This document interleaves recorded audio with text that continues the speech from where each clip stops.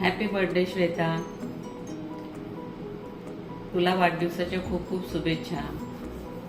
बिटूनी बरोबर मला सांगितलं की तुझा 40वा वाढदिवस आहे आणि मम्मा आपल्याला काहीतरी तुला काय तिच्याबद्दल शेअर करायचंय ते तू करू शकते. तर 40 वर्ष म्हणल्याबरोबर मला ते खरंच वाटे ना की आमची श्वेता 40 वर्षाची झाली, हे खरंच वाटत नव्हतं. अशा काही गोष्टी आहेत की मला तुला ते शेअर कराव्याशा वाटतात, त्या मी आता तुला काही शेअर करणार आहे. जेव्हा आम्ही बिटूला मुली पाहायला लागलो तेव्हा मी इतकी चिंतेत होते. जसं तुम्ही तरुण मुली पांढऱ्या घोड्यावरून राजकुमार येईल आणि आपल्याला उचलून नेईल असं वाटतं, तसं अगदी परीकथेतल्या परीसारखं झालं की तू पांढरे पर लावून परीसारखी उडत आमच्याकडे आलीस आणि माझे जे स्वप्न होतं ते तू पूर्ण केलंस. आणि मुली पाहता पाहता अशा गोष्टी झाल्या की एकही मुलगी त्याला पसंत पडेना किंवा मला पसंत पडेना.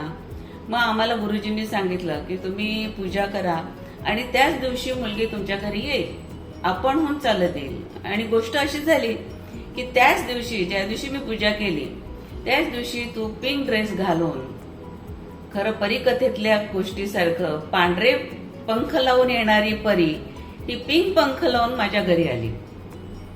आणि गुरुजींचं म्हणणं खरं झालं. त्याच्यानंतर तुझी पत्रिका आम्ही गुरुजींना दाखवली. तेव्हा गुरुजी काय म्हणाले माहितीये का, अहो ही पत्रिका तुमच्या मुलाशी काय पण तुमच्या सगळ्या लोकांशी जुळते. म्हणजे आमच्या घरातल्या सगळ्या लोकांशी तुझी पत्रिका जुळत होती.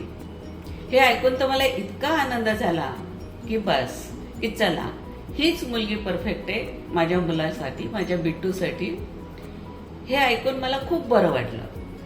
त्याच्यानंतर तुझ्यामधले सगळे गुण काय सांगायचे बाबा असं म्हणून मी विचार करायला लागले. पण खरोखरच तू, मी मनात जशी माझ्या मनात होती, जशी बिट्टूच्या मनात होती, तशी नव्यातली नवी, जुन्यातली जुनी अशी तू सून आम्हाला लाभली. सून काय म्हणते मी, पण मुलगीच आम्हाला लाभली. मुलीप्रमाणे तू प्रत्येक गोष्ट करत गेली. आणि आज मुलांची जबाबदारी हो, बिट्टूची जबाबदारी हो, घराची जबाबदारी हो, आम्हाला सांभाळणं हो, हे सगळ्या गोष्टी तू तारेवरची कसरत असली तरी पूर्ण केल्यास. हे बघून मला खूप आनंद झाला. आणि तुझ्या आणि माझ्या गोष्टीमध्ये किंवा माझ्यामध्ये इतकं साम्य होतं की लोक तुला, आपण दोघे बाहेरून शॉपिंग करून येत होतो तेव्हा लोक विचारायचे, अहो तुमची मुलगी आहे का.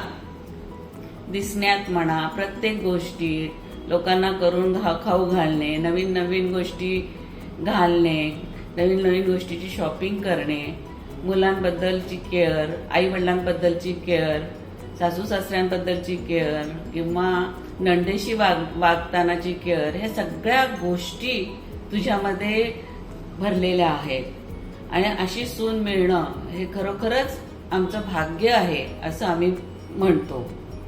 आणि खरंच तुला वाढदिवसाच्या खूप खूप शुभेच्छा. आणि तुझे सगळे स्वप्न पूर्ण होत आणि ते पूर्ण करण्यासाठी मी तुझ्या पाठीशी खंबीरपणे उभी राहीन, हे मी तुला सांगते. माझ्या मुलापेक्षा सुद्धा तू मला जास्त जवळची आहेस, हे मला जगाला ओरडून सांगावेसं वाटतं. कारण मुलगीच आईच्या जवळची असते. तशा मला 2 मुली मला देवाने दिल्या आणि असेच त्यांच्याशी माझे संबंध चांगले राहोत ही देवाकडे विनंती आहे. आणि अजून खूप गोष्टी तुझ्याशी बोलण्यासारख्या आहेत, त्या मी लिहून पाठवते. त्याच्यामध्ये अजून एक गोष्ट मला सांगायची राहिलेली आहे की सगळे लोक म्हणतात की 5 बोटं सारखी नसतात, 5 बोटं सारखी नसतात. पण ते असे का म्हणतात तेच कळत नाही. माझ्या आयुष्यात माझी फॅमिली म्हणजे 5 बोटं आहेत आणि ते इक्वल आहेत. Equally they love me and I love them. त्याच्यामध्ये माझी मुलगी म्हणा, माझ्या 2 मुली आहेत, माझा मुलगा आहे, जावाई आहे, मिस्टर आहे. या 5 लोकांनीच माझी भक्कम फॅमिली बनलेली आहे. आणि हे 5ही बोटं सेम आहेत.